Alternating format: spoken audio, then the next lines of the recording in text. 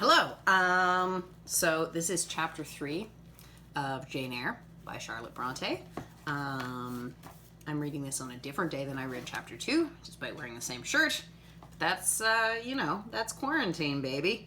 I should probably say, I'm not sure specifically about this chapter, but I should probably say, if it being written in a different time and such, I'm pretty sure in this chapter and in some subsequent chapters, and possibly they have already, used a term that we now recognize as a slur for the Romani people. I'm not going to use it except when I'm quoting it in the book, but just so you know, it is going to come up in this chapter. This is for my mother, Jill Thompson, for her birthday. Happy birthday, Jill. So this is chapter 3 of Jane Eyre. The next thing I remember is waking up with a feeling as if I had had a frightful nightmare and seeing before me a terrible red glare crossed with thick black bars. I heard voices, too, speaking with a hollow sound and as if muffled by a rush of wind or water. Agitation, uncertainty, and an all-predominating sense of terror confused my faculties. Ere long, I became aware that someone was handling me, lifting me up and supporting me in a sitting posture, and that more tenderly than I had ever been raised or upheld before. I rested my head against a pillow or an arm and felt easy. In 5 minutes more, the cloud of bewilderment dissolved. I knew quite well that I was in my own bed and that the red glare was the nursery fire. It was night. A candle burnt on the bed. Bessie stood at the bed foot with a basin in her hand, and a gentleman sat in a chair near my pillow, leaning over me. I felt an inexpressible relief, a soothing conviction of protection and security when I knew that there was a stranger in the room, an individual not belonging to Gateshead and not related to Mrs. Reed. Turning from Bessie, though her presence was far less obnoxious to me than that of Abbott, for instance, would have been, I scrutinized the face of the gentleman. I knew him. It was Mr. Lloyd, an apothecary, sometimes called in by Mrs. Reed when the servants were ailing. For herself and the children she employed a physician. "Well, who am I?" he asked. I pronounced his name, offering him at the same time my hand. He took it, smiling and saying, "We shall do very well by and by." Then he laid me down, and addressing Bessie, charged her to be very careful that I was not disturbed during the night. Having given some further directions and intimated that he should call again the next day, he departed. To my grief, I felt so sheltered and befriended while he sat in the chair near my pillow, and as he closed the door after him, all the room darkened, and my heart again sank. Inexpressible sadness weighed it down. "Do you feel as if you should sleep, miss?" asked Bessie rather softly. Scarcely dared I answer her, for I feared the next sentence might be rough. "I will try. Would you like to drink, or could you eat anything?" "No, thank you, Bessie." "Then I think I shall go to bed, for it is past 12 o'clock. But you may call me if you want anything in the night." Wonderful civility, this. It emboldened me to ask a question. "Bessie, what is the matter with me? Am I ill?" "You fell sick, I suppose, in the red room with crying. You'll be better soon, no doubt." Bessie went into the housemaid's apartment, which was near. I heard her say, "Sarah, come and sleep with me in the nursery. I daren't for my life be alone with that poor child tonight. She might die. It's such a strange thing she should have that fit. I wonder if she saw anything. Mrs. was rather too hard." Sarah came back with her. They both went to bed. They were whispering together for half an hour before they fell asleep. I caught scraps of their conversation, from which I was able only too distinctly to infer the main subject discussed. Something passed her, all dressed in white, and vanished. A great black dog behind him. 3 loud raps on the chamber door. A light in the churchyard just over his grave, etc., etc. At last both slept. The fire and the candle went out. For me, the watches of that long night passed in ghastly wakefulness. Ear, eye, and mind were alike strained by dread. Such dread as children only can feel. No severe or prolonged bodily illness followed this incident of the Red Room. It only gave my nerves a shock of which I feel the reverberation to this day. Yes, Mrs. Reed, to you I owe some fearful pangs of mental suffering, but I ought to forgive you, for you knew not what you did. While rending my heartstrings, you thought you were only uprooting my bad propensities. Next day, by noon, I was up and dressed and sat wrapped in a shawl by the nursery hearth. I felt physically weak and broken down, but my worst ailment was an unutterable wretchedness of mind, a wretchedness which kept drawing from me silent tears. No sooner had I wiped one salt drop from my cheek than another followed. Yet I thought I ought to have been happy, for none of the Reeds were there. They were all gone out into the carriage with their mamma. Abbott, too, was sewing in another room, and Bessie, as she moved hither and thither, putting away toys and arranging drawers, addressed to me every now and then a word of unwonted kindness. This state of things should have been to me a paradise of peace, but accustomed as I was to a life of ceaseless reprimand and thankless fagging. But in fact, my racked nerves were now in such a state that no calm could soothe, and no pleasure excite them agreeably.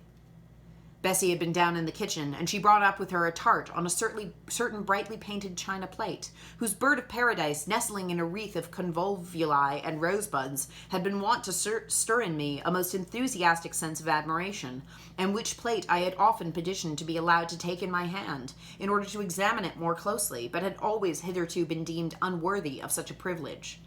This precious vessel was now placed on my knee, and I was cordially invited to eat the circlet of delicate pastry upon it. Vain favor, coming like most other favors long deferred and often wished for, too late. I could not eat the tart, and the plumage of the bird, the tints of the flowers, seemed strangely faded. I put both plate and tart away. Bessie asked if I would have a book. The word book acted as a transient stimulus, and I begged her to fetch Gulliver's Travels from the library. This book I had again and again perused with delight. I considered it a narrative of facts, and discovered in it a vein of interest deeper than what I found in fairy tales. For as to the elves, having sought them in vain under foxglove leaves and bells, under mushrooms and beneath the ground ivy mantling old walnuts, I had at length made up my mind to the sad truth that they were all gone out of England to some savage country where the woods were wilder and thicker and the population more scant. Whereas Lilliput and Brobdingnag being, in my creed, solid parts of the earth's surface, I doubted not that I might one day, by taking a long voyage, see with my own eyes the little fields, houses, and trees, the diminutive people, the tiny cows, sheep, and birds of the one realm, and the cornfields, forest high, the mighty mastiffs, the monster cats, the tower-like men and women of the other. Yet when this cherished volume was now placed in my hand, when I turned over its leaves and sought in its marvelous pictures the charm I had, till now, never failed to find, all was eerie and dreary. The giants were gaunt goblins, the pygmies malevolent and fearful imps, Gulliver a most desolate wanderer in most dread and dangerous regions. I closed the book, which I dared no longer peruse, and put it on the table, beside the untasted tart. Bessie had now finished dusting and tidying the room, and having washed her hands, she opened a certain little drawer full of splendid shreds of silk and satin, and began making a new bonnet for Georgiana's doll. Meantime she sang. Her song was, "In the days when we went gypsying, a long time ago." I had often heard the song before, and always with lively delight, for Bessie had a sweet voice. At least I thought so. But now, though her voice was still sweet, I found its melody an indescribable sadness. Sometimes, preoccupied with her work, she sang the refrain very low, very lingeringly. A long time ago came out like the saddest cadence of a funeral hymn. She passed into another ballad, this time a really doleful one. Okay, and short break in the text. I did try to find these songs to see if I could actually sing them for you while I was reading, but it turns out they're not real songs. They're just lyrics written by Charlotte Bronte, and it seems like she didn't also write the melodies. And I'm not good enough at melodies to make one up, and I didn't want to steal one from somebody else. So I'm just going to read the lyrics to you. I will not sing the song, unfortunately, because I do generally like to make my readings feel a little bit like realistic. But I can't this time. I apologize. This is the song. My feet they are sore, and my limbs they are weary. Long is the way, and the mountains are wild. Soon will the twilight close moonless and dreary over the path of the poor orphan child. Why did they send me so far and so lonely, up where the moors spread and grey rocks are piled? Men are hard-hearted, and kind angels only watch o'er the steps of a poor orphan child. Yet distant and soft the night breeze is blowing. Clouds there are none, and clear stars beam mild. God in his mercy protection is showing, comfort and hope to the poor orphan child. Even should I fall o'er the broken bridges passing, or stray in the marshes by false lights beguiled, still will my father, with promise and blessing, take to his bosom the poor orphan child. There is a thought that for strength should avail me, though both of shelter and kindred despoiled. Heaven is a home, and the rest will not fail me. God is a friend to the poor orphan child. Come, Miss Jane, don't cry, said Bessie as she finished. She might as well have said to the fire, "Don't burn," but how could she divine the morbid suffering to which I was a prey? In the course of the morning, Mr. Lloyd came again. "What, already up?" said he as he entered the nursery. "Well, nurse, how is she?" Bessie answered that I was doing very well. "That she ought to look more cheerful. Come here, Miss Jane. Your name is Jane, is it not?" "Yes, sir, Jane Eyre." "Well, you've been crying, Miss Jane Eyre. Can you tell me what about? Have you any pain?" "No, sir." "Oh, I dare say she's crying because she couldn't go out with Missus in the carriage," interposed Bessie. "Surely not. Why, she's too old for such pettishness." I thought so too, and my self-esteem being wounded by the false charge, I answered promptly, "I never cried for any such thing in my life. I hate going out in the carriage. I cry because I am miserable." "Oh, fie, miss," said Bessie. The good apothecary appeared a little puzzled. I was standing before him. He fixed his eyes on me very steadily. His eyes were small and gray, not very bright, but I dare say I should think them shrewd now. He had a hard-featured, yet good-natured looking face. Having considered me at leisure, he said, "What made you ill yesterday?" "She had a fall," said Bessie, again putting in her word. "Fall? Why, that's like a baby again. Can't she manage to walk at her age? She must be 8 or 9 years old." "I was knocked down," was the blunt explanation, jerked out of me by another pang of mortified pride. "But that did not make me ill," I added, while Mr. Lloyd helped himself to a pinch of snuff. As he was returning the box to his waistcoat pocket, a loud bell rang for the servants' dinner. He knew what it was. "That's for you, nurse," he said. "You can go down. I'll give Miss Jane a lecture till you come back." Bessie would rather have stayed, but she was obliged to go because punctuality at meals was rigidly enforced at Gateshead Hall. "The fall did not make you ill." "What did then?" pursued Mr. Lloyd when Bessie was gone. "I was shut up in a room where there is a ghost until after dark." I saw Mr. Lloyd smile and frown at the same time. "Ghost? What, you're a baby after all. You're afraid of ghosts." "Of Mr. Reed's ghost I am. He died in that room and was laid out there. Neither Bessie nor anyone else will go into it at night, if they can help it, and it was cruel to shut me alone without a candle. So cruel that I think I shall never forget it." "Nonsense. And is it that makes you so miserable? Are you afraid now in daylight?" "No, but night will come again before long. And besides, I am unhappy, very unhappy for other things." "What other things? Can you tell me some of them?" How much I wished to reply fully to this question. How difficult it was to frame any answer. Children can feel, but they cannot analyze their feelings, and if the analysis is partially effected in thought, they know not how to express the result of the process in words. Fearful, however, of losing this first and only opportunity of relieving my grief by imparting it, I, after a disturbed pause, contrived to frame a meager, though, as far as it went, true response. "For one thing, I have no father or mother, brothers or sisters." "You have a kind aunt and cousins." Again I paused, then bunglingly announced, "But John Reed knocked me down, and my aunt shut me up in the red room." Mr. Lloyd a second time produced his snuff-box. "Don't you think Gateshead Hall a very beautiful house?" asked he. "Are you not very thankful to have such a fine place to live at?" "It is not my house, sir, and Abbott says I have less right to be here than a servant." "You can't be silly enough to wish to leave such a splendid place." "If I had anywhere else to go, I should be glad to leave it, but I can never get away from Gateshead till I am a woman." "Perhaps you may. Who knows? Have you any relations besides Mrs. Reed?" "I think not, sir." "None belonging to your father?" "I don't know. I asked Aunt Reed once, and she said possibly I might have some poor low relations called Eyre, but she knew nothing about them." "If you had such, would you like to go to them?" I reflected.